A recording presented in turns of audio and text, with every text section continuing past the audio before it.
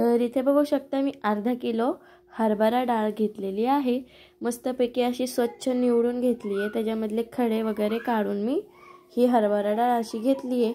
तर आता ही हरभरा डाळ मी अशा एका चाळणीमध्ये टाकून थोडीशी चाळून घेणार आहे, जेणेकरून त्याच्यामध्ये थोडीफार राहिलेली जी घाण आहे ती बाहेर निघून जाईल। त्याच्यासाठी मी ही चाळण घेतली आहे आणि ह्या चाळणीमध्ये मी आता ही थोडंसं चाळून घेणार आहे आणि ह्या चाळणीमध्ये मी ही डाळ स्वच्छपैकी धुवून घेणार आहे।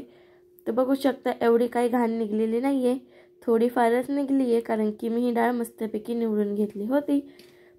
तर आता डाळ शिजवण्यासाठी मी इथं कुकरमध्ये 2-3 मोठे तांबे पाणी टाकून घेतलेलं आहे।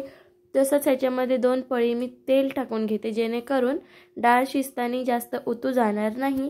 त्याच्यासाठी मी इथं 2 चमचे तेल टाकले, तसंच 1 चमचा हळद टाकलं आहे, म्हणजे अर्धी चमचा हळद टाकली आहे। तर आता हे मस्तपैकी मिक्स करून घेते आणि मिक्स करून झाल्यानंतर जी आपण हरभरा डाळ धुवून घेतली होती मस्तपैकी स्वच्छ, ती डाळ ह्याच्यामध्ये मी टाकून घेत आहे। डाळ मस्तपैकी स्वच्छ धुवून घेतलेली आहे, तर ही सगळी डाळ मी आता ह्या पाण्यामध्ये टाकून घेते।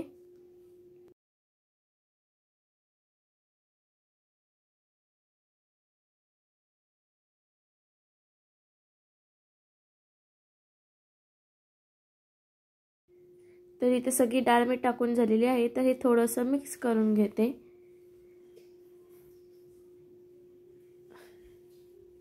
तर छानपैकी सगळं मिक्स झालेलं आहे।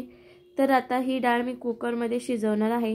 तर ह्याच्यासाठी मी आता कुकरचं झाकण लावून घेते आणि 7-8 शिट्ट्या काढून मस्तपैकी एकदम मऊसूत अशी ही डाळ मी शिजून घेणार आहे।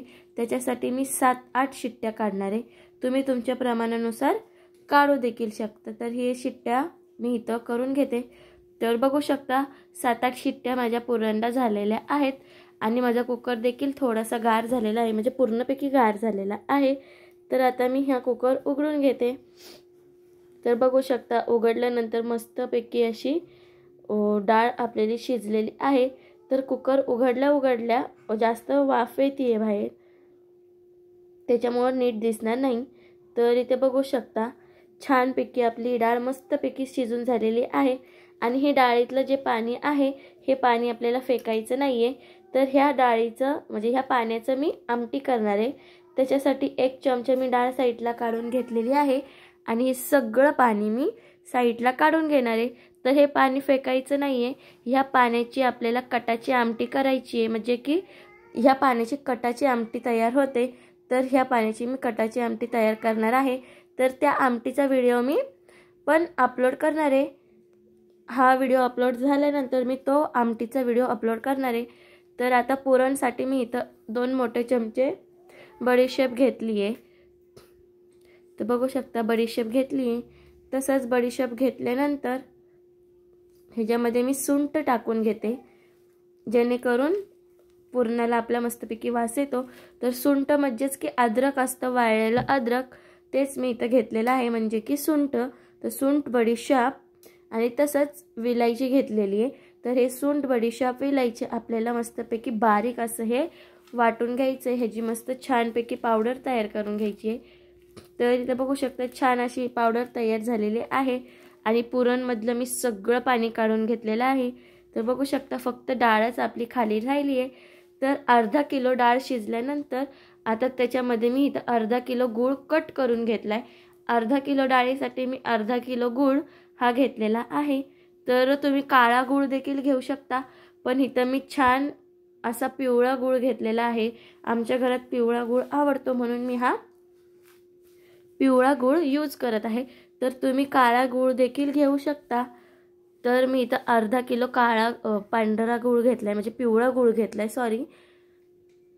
तर आता हे मस्तपैकी आपल्याला मिक्स करून घ्यायचं आहे आणि जसं जसं हा गूळ आपला वितळत जाईल तसं तसं आपलं हे पुरण असं आपल्याला पातळ दिसत जाईल। तर काही घाबरायचा प्रश्न नाही आहे।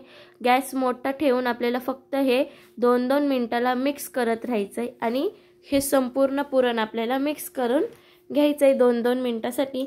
तर मोठ्या गॅसवरती आपण हे पुरण शिजवलं तर लवकर ह्याच्यातलं ते गुळाचं पाणी आहे ते आटून जातं।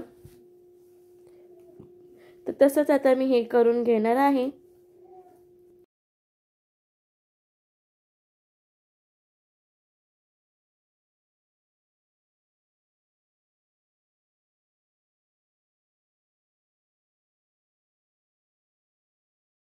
तर बघू शकता आपली डाळ किती पातळ झालेली आहे।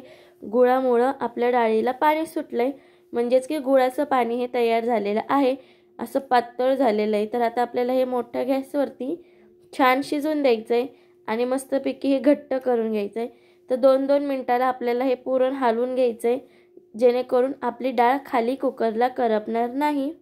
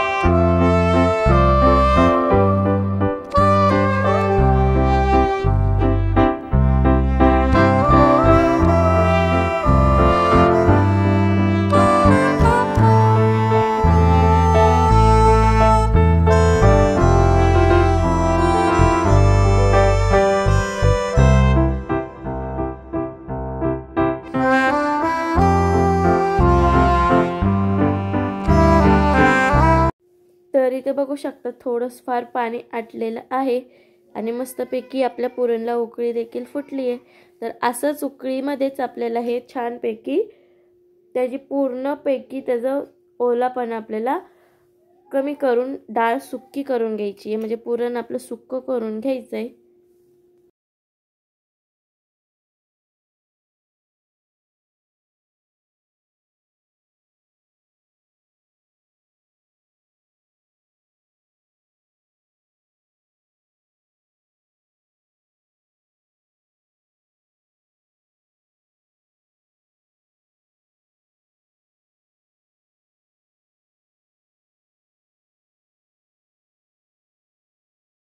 तर इथे बघू शकता एक 20 मिनिटानंतर सगळं पुरणमधलं जे गुळाचं पाणी सुटलेलं होतं ते पूर्णपैकी आटलेलं आहे आणि डाळ अशी मस्तपैकी सुक्की झाली आहे।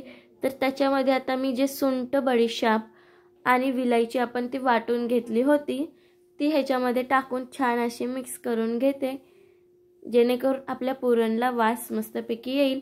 तसंच इथे मी एक जायफळ घेतले, हे जायफळ मी अर्ध असं किसून घेणार आहे, तर अर्धच किसून ह्याच्यामध्ये टाकायचं आहे। गुळाचा कोणताही प्रकार करत असाल तर त्याच्यामध्ये जायफळ नक्कीच किसून टाकावे।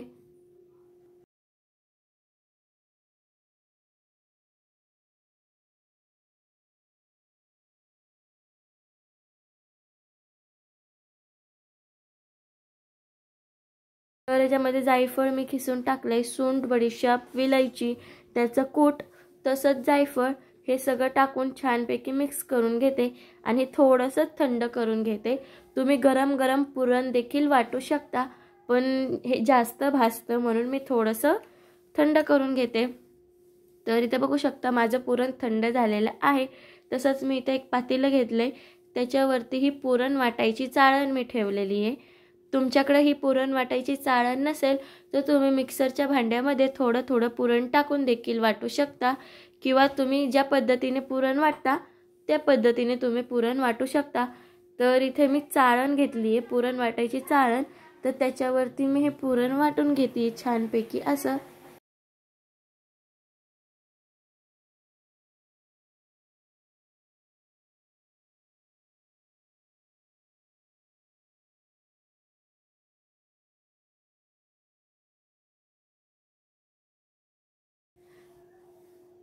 तर इथे बघू शकता छानपैकी आपलं पुरण वाटलंय मी, बघू शकता। तर ह्याच पद्धतीने मी सगळं पुरण वाटून घेणार आहे। तसंच इथं मी गव्हाचं पीठ मळून घेणार आहे। आपल्याला पोळ्यांसाठी कणिक मळून घ्यायचं आहे, त्याच्यासाठी मी इथं 2 मोठे वाटी पीठ घेतलंय। तर गव्हाचं पीठ मी इथं 4 मोठे वाटी गव्हाचं पीठ घेणार आहे, कारण की अर्धा किलो गूळ, अर्धा किलो हरभरा डाळ, त्याच्यासाठी जास्त प्रमाणात इथं मी कणिक मळून घेणार आहे। तर इथं मी 4 ते 5 मोठ्या वाट्या गव्हाचं पीठ घेतलंय, शक्यतो तर 4 घेतलंय। तर 4 गव्हाच्या वाट्या पीठ, तसंच 1 वाटी मैदा, तर 4 वाटी गहूचं पीठ घेतले आणि 1 वाटी मी मैदा घेतलाय। मैद्याने पोळी मस्तपैकी मऊसूत अशी आपली होते, मऊ कडक पडत नाही। जास्त प्रमाणात जर मैदा आपण टाकला तर पोळी जास्त प्रमाणात कडक होते। तसंच इथे मी 4 वाटी गव्हाचं पीठ आणि 1 वाटी मैदा घेतलाय, 1 पण नाही अर्धी वाटी मैदा घेतलाय मी। तसंच ते झाल्यानंतर इथे मी पाणी घेतलंय आणि त्या पाण्यामध्ये अशी हळद मिक्स करून घेतली आहे आणि त्याच पाण्यात आपल्याला पीठ मळून घ्यायचे आणि चवीनुसार मी मीठ देखील याच्यामध्ये टाकून घेतलंय। तर इथे बघू शकता छानपैकी असं माझं हे पोळ्यांचं कणिक मळून तयार झालेलं आहे।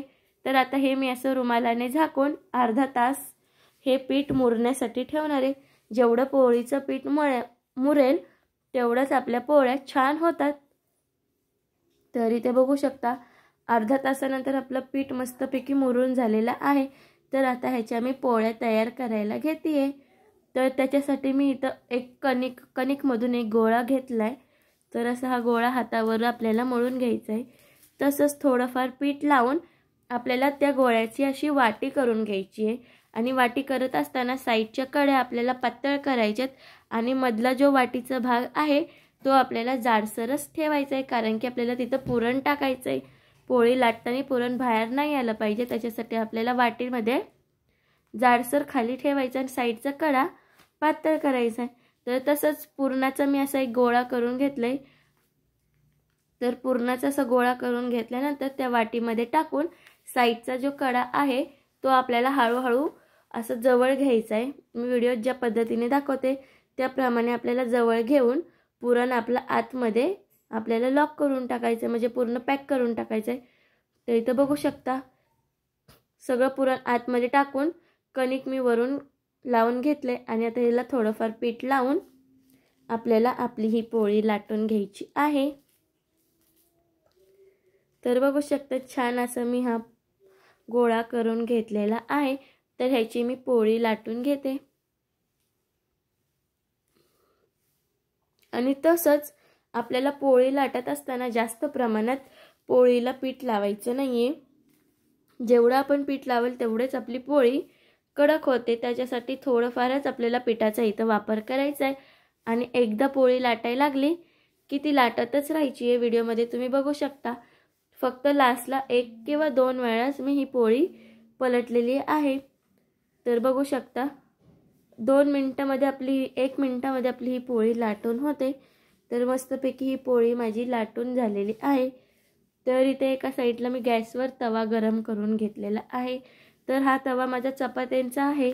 तर हा तवा गरम झाल्यानंतर ह्याच्यावर मी साईडने असं थोडंसं तेल शिंपडून घेते आणि तेल शिंपडल्यानंतर आपल्याला तव्यावरती गरम झाल्यानंतर जी आपण पोळी लाटून घेतली होती ती पोळी मी ह्याच्यावरती टाकून घेते। तर बघू शकता तर ही पोळी लाटल्यानंतर मी इथं दुसरी पोळी देखील इथं लाटायला घेतली आहे। तशाच मी सगळ्या पोळ्या करून घेणार आहे। तर बघू शकता ही छान अशी आपली पोळी तयार झालेली आहे। तवा जास्त गरम झालेला आहे माझा। तर पोळी शेकल्यानंतर एका साईडने आपल्याला तेल लावून घ्यायचं आहे, तसंच दुसऱ्या साईडने देखील आपल्याला तेल लावून घ्यायचं आहे आणि ते झाल्यानंतर आपल्याला ही पोळी साईडला काढून घ्यायची आहे। तसंच दुसरी पोळी जी लाटून घेतली होती ती पण पोळी मी तव्यावरती टाकून शेकून घेणार आहे। तर बघू शकता पोळीवरती असे थोडे थोडे बबल आल्यानंतर समजायचं आहे आपली पोळी खालच्या बाजूने शेकलेली आहे। तर ही पोळी शेकली आता मी पलटून घेते। तर बघू शकता पाण्यामध्ये हळद टाकून पीठ मळल्यानंतर असा पिवळसर कलर पोळीला येतो आणि हा कलर आल्यानंतर पोळी खूप सुंदर आणि सुरेख अशी दिसते। तर बघू शकता टम्म अशी ही फुगलेली आहे माझी पोळी। तर ह्या पोळीची रेसिपी तुम्हाला आवडली असेल तर माझ्या चॅनलला सबस्क्राईब करायला विसरू नका आणि पुरणपोळी नक्की घरी ट्राय करा।